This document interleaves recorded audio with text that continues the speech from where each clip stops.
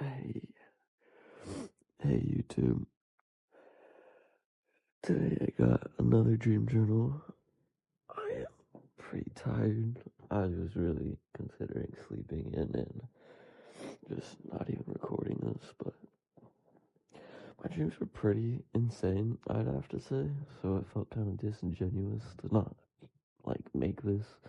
The first thing that was really memorable was this one guy. Me and my coworker Jordan, we were stopped at, a gas station, or it was like a McDonald's slash tiny Subway type thing. It was just a building in a strip mall type beat though. And he went in to get money for me, pulled out of an account or something. And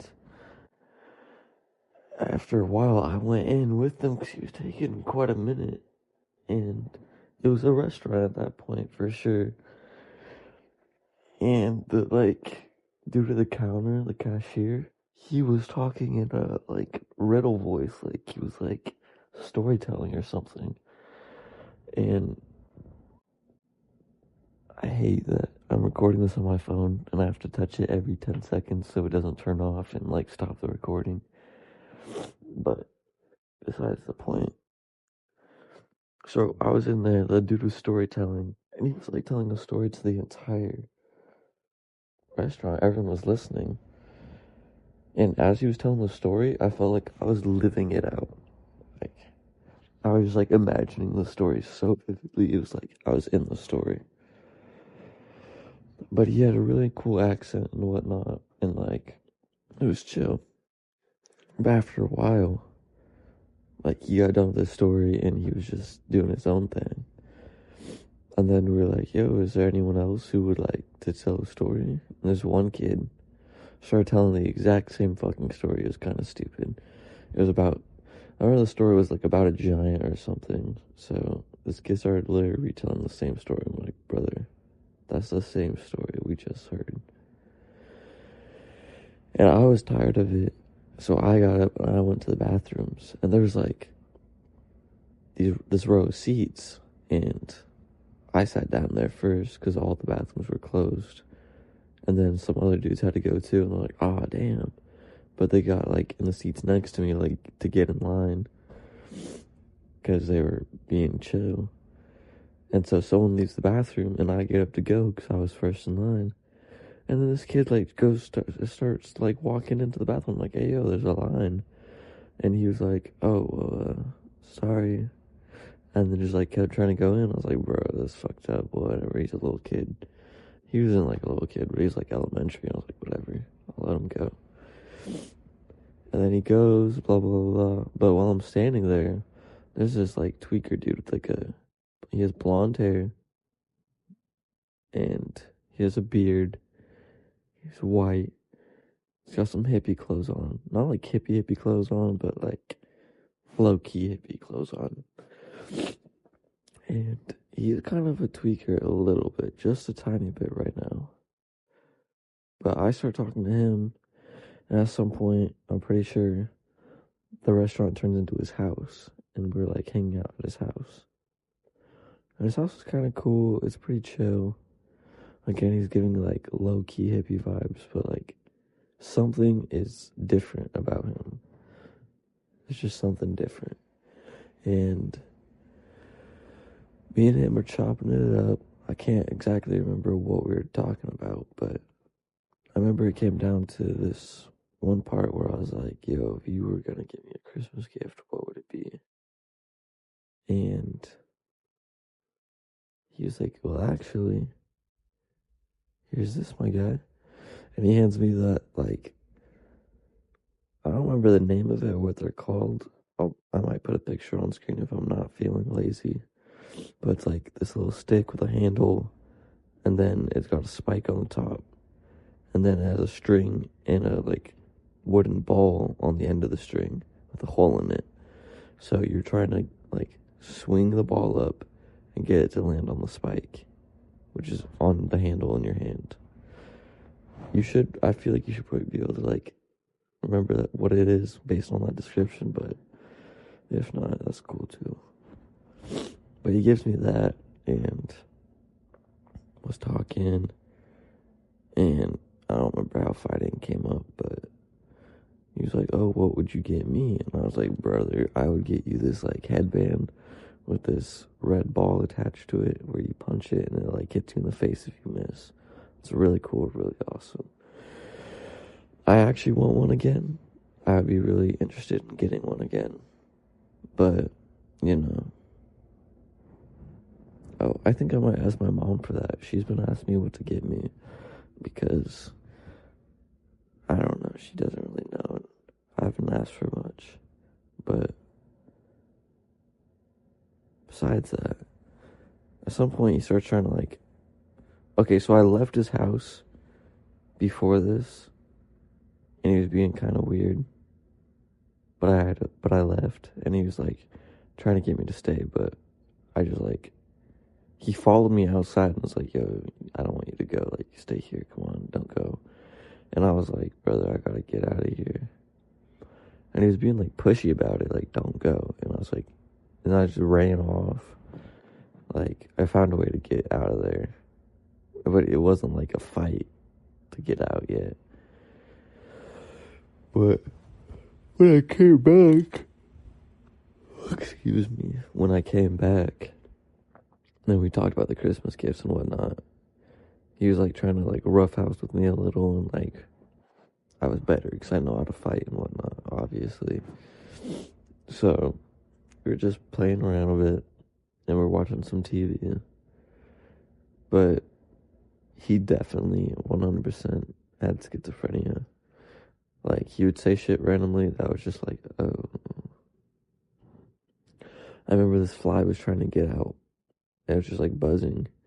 And he was like, and like squeezing his eyes and like getting all fucking overstimulated, like freaked out by it. And I was like, bro, it's okay, I got it. And I like helped the fly get out of the house. But I was like, he was getting some vibes like he was about to crash the fuck out because of that fly existing. And it was kind of sketchy and like scary for anyone there, which I was there. And so after that, at some point I was like, all right, I gotta get out of here. And this time he was like, no, I don't want you to leave. And he was being pushy about it this time. I think he tried to like physically stop me from leaving. But eventually I got out of the door and I started running. But he didn't give up. He started chasing me, and I was like, shit. And since he was chasing me, there was these like gang members in the street who were like, I don't know why the fuck they got involved. This had nothing to do with them. But they started shooting at us and like chasing after us because he was chasing me. And they shot his ass. I didn't get shot, but they shot his ass. And I was like, okay. And I just kept running. But they kept chasing me. And I was like, I ran down the street. I took a left up this hill. And I was running. And I came up to this fence. And I was trying to jump over it. But they were like grabbing at my feet and whatnot. I got over. But they're still chasing me. I kept hitting fence after fence after fence. And I was getting through them slowly but surely. With them still like on my tail, like right on me. And then there was like this big like cage, like a Hell in a Cell WWE type cage. And I was like inside it. And they were like all around and like there's a couple inside. But then like, oh yeah, there was this one guy, and I jumped from the top of the cage down onto him and like landed on his chest. I felt it like sink in a tiny bit, not all the way, but it was like I could hear a few cracks and like I was like, oh, I was not supposed to do that.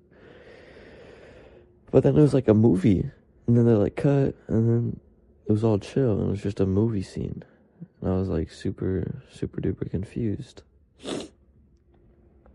And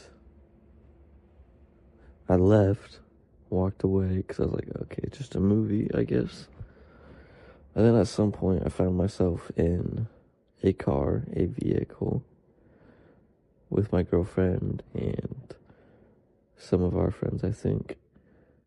And we were driving, and I was trying to show them this dude. We were driving through my neighborhood, and I was trying to show them this guy's house, or like where he hangs out at, because he was crazy, dude. I was like very interested in sharing this insane experience I had with them from afar. But I actually pass up his house, or the gas station restaurant thing I was trying to take them to, where he hangs out every day.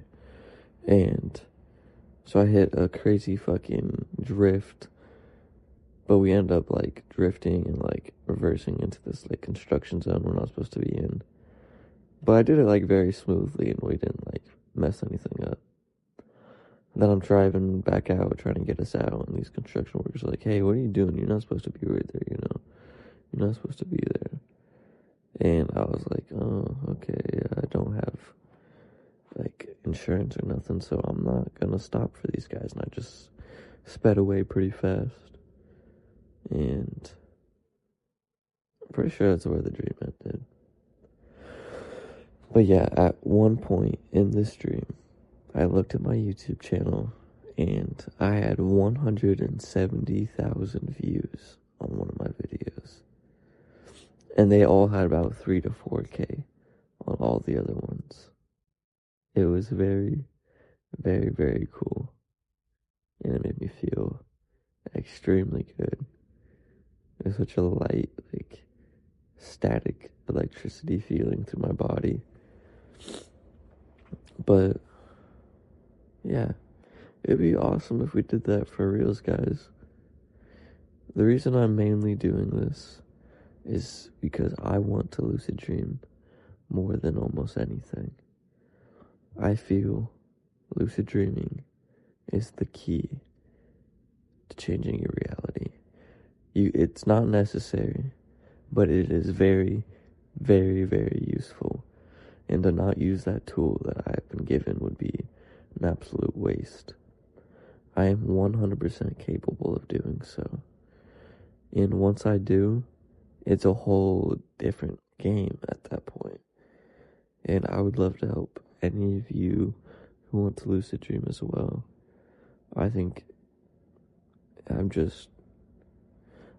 striving for my goal, and anyone who has the same goal as me, I'd love to get there together. I feel like helping each other would be much more beneficial than trying to get there by ourselves.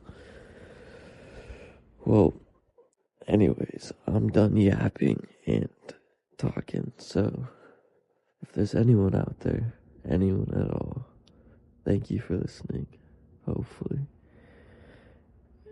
Thank you. Shalom.